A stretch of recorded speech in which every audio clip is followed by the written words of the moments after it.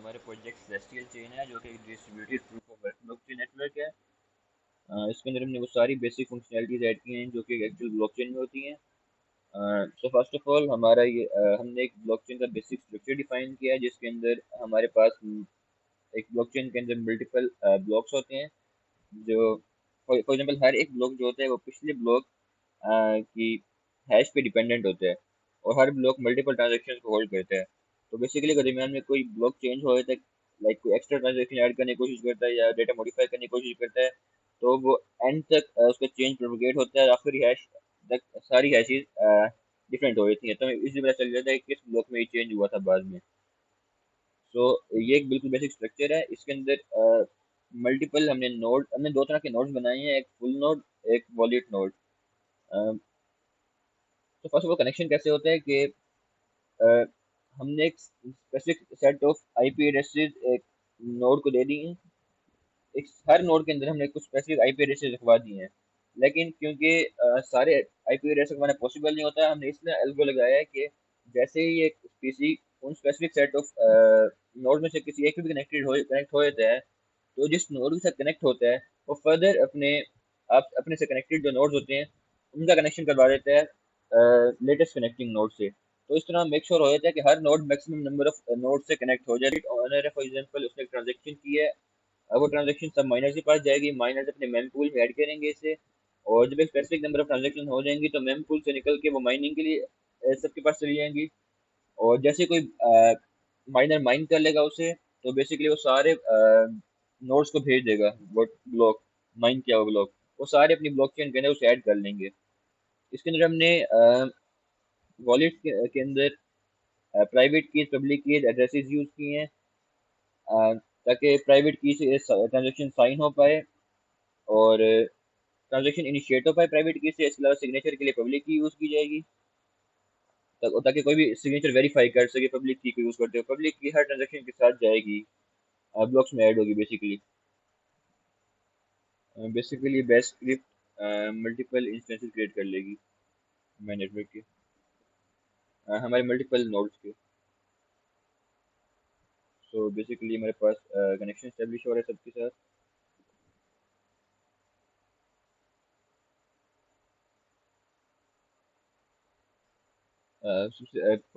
इस केस में हमारे पास तीन पीयर्स का कनेक्शन स्टेब्लिश हो चुके हैं इसका। अब हम फर्स्ट ऑफ ऑल ब्लॉकचेन देखते हैं। इसमें हमारे पास भी फिलहाल एक ब्लॉक है, जेनेसिस ब्लॉक। इसकी प्रीवियस हैश कोई नहीं है क्योंकि फर्स्ट ब्लॉक है। सब नोड्स अपने अपने जेनेसिस ब्लॉक इनिशियलाइज करवा देंगे। वो जो ट्रांजेक्शन होगी हमारी वो वैलिड एड्रेसेस पे ही होगी सिर्फ। तो किसी का वॉलेट देख लेते हैं और उसका एड्रेस कॉपी कर लेते हैं, क्योंकि अगर इनवैलिड वॉलेट लिखेंगे हम तो वो एक्सेप्ट नहीं करेगा, हम नई वैलिडेशन चेक लगाए हुए हैं। इसके अलावा हमने अमाउंट लिख दी, ट्रांजेक्शन क्रिएट हो गई। फिलहाल मैंने जानबूझ के डिफिकल्टी बहुत कम रखी हुई है माइनिंग की, तो उससे ज़्यादा टाइम नहीं लगेगा। अब फॉर एग्जांपल मैं दो या तीन ट्रांजेक्शन और कर लेता हूँ।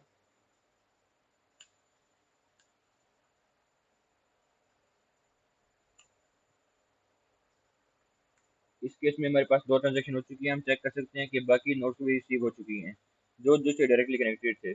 लास्ट वाला वॉलेट नोड है इसलिए उसे रिसीव नहीं हुई, बाकी जो फुल नोड है उनको रिसीव हो चुकी है ये।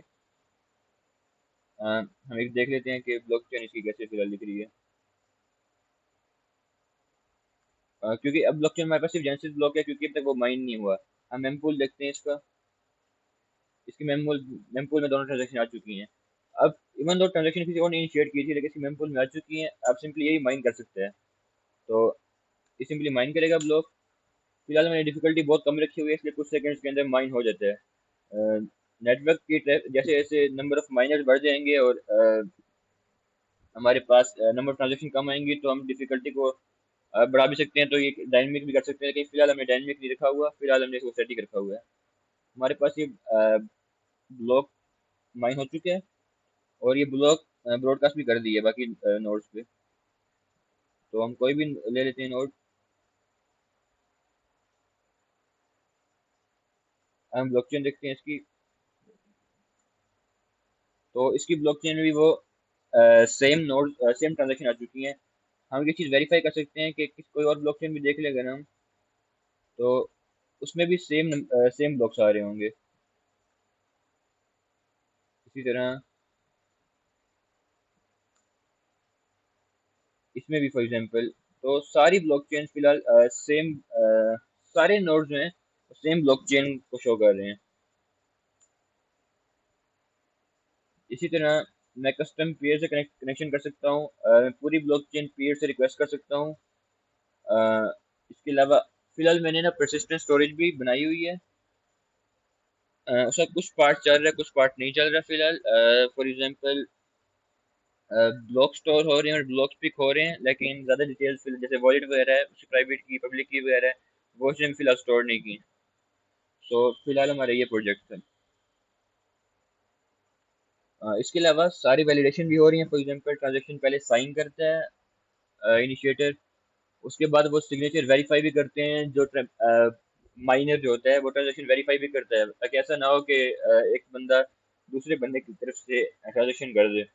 तो फॉर एग्जांपल मैं अगर टू की जगह किसी तरह अपने एड्रेस की जगह किसी और का एड्रेस लिखवा देता हूँ, तो और अगर वो ब्लॉक माइन हो जाता है तो ब्लॉकचेन में इंफॉर्मेशन स्टोर हो जाएगी ये कि इस बंदे ने इस बंदे को इतने पैसे भेजे हैं, इवन दो वो वैलिड नहीं होगा। तो इसलिए हमारा जो लोकल यूजर है वो ट्रांजेक्शन साइन करता है अपनी प्राइवेट की से, और पब्लिक के साथ ब्रॉडकास्ट कर देता है। जो माइनर्स होते हैं वो पब्लिक की के जरिए उस एड्रेस को मैच करते हैं, और उसके बाद चेक कर लेते हैं कि ये सिग्नेचर ट्रू भी है या नहीं। सिग्नेचर ट्रू है तभी वो ब्लॉक को ऐड करते हैं। इसके अलावा हमने कुछ और कि एक किस ब्लॉक को एक्सेप्ट करना है, किस ब्लॉक को एक्सेप्ट नहीं करना, और कब सिंक्रोनाइज करना है दूसरे ब्लॉक से, तो हमने सारी एल्गो खुद लिखा हुआ है।